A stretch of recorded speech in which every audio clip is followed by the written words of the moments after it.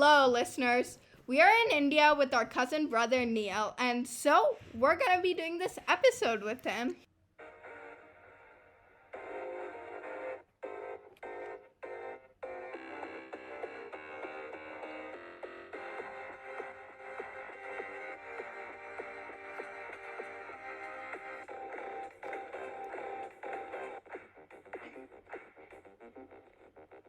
Hey Ria, Yeah?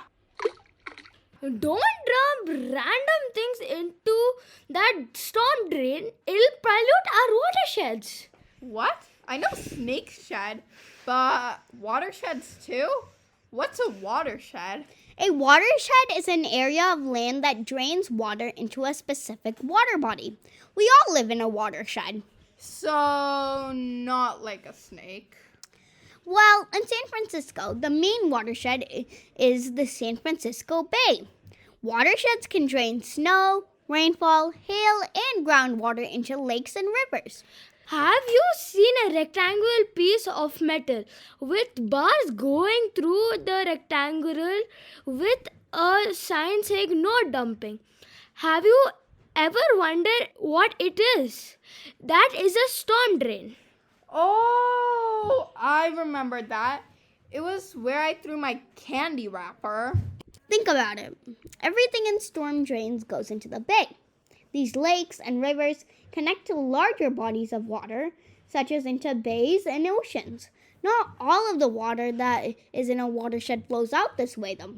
Some goes into the ground, and some of the water and snowmelt ends up on the roads and goes into storm drains. And did you know that the paths of this water are guided by... I'm saying it's gravity. Oh, I'm gonna think of a watershed as a bowl. When water or snow lands on a high point, it will drain down to the lowest possible point. And actually, I've just been researching about watersheds. Did you know that the Mississippi River watershed is the biggest watershed in the United States, draining about 3 million square kilometers of land? What is the biggest watershed in the world though? It's the Amazon basin in South America. Everything within 7 million kilometers of there gets drained into the Amazon basin.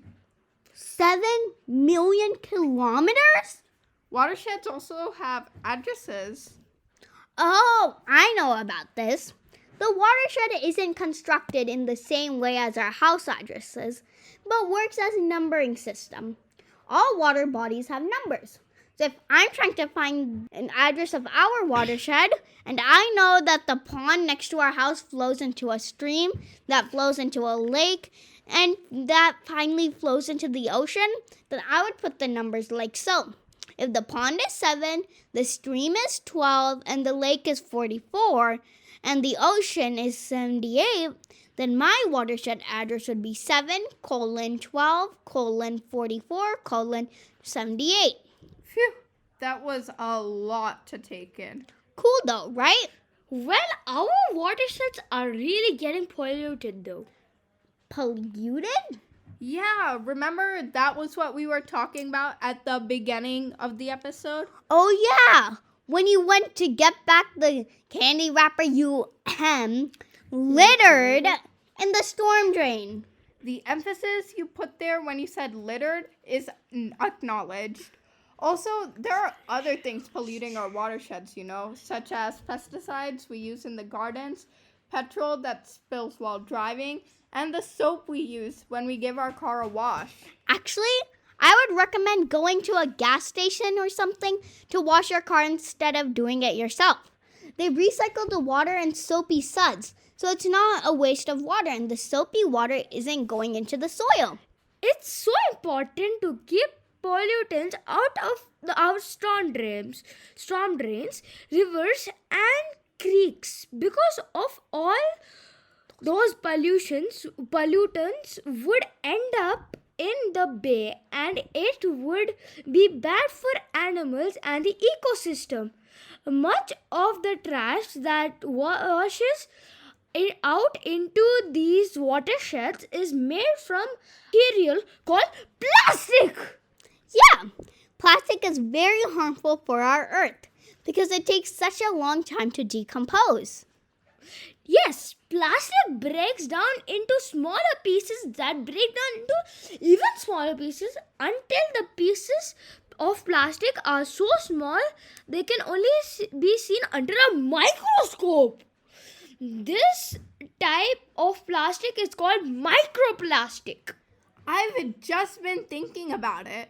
Many animals eat microplastic thinking it is food, and it eventually goes into their bloodstream, right?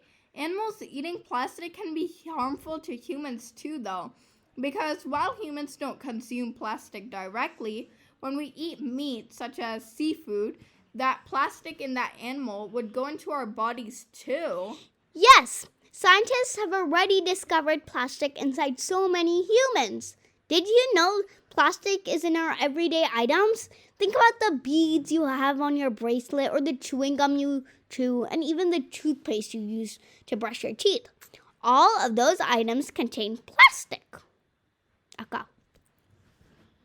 So, since some people have been doing a ton of research on watersheds, how can we reduce plastics? I mean, I need milk, and milk comes in a plastic carton, and I need my pens too, which comes in plastic tubes. 3 letters to solve your question, Ria. You can solve my milk carton and pen plastic problems with just 3 letters.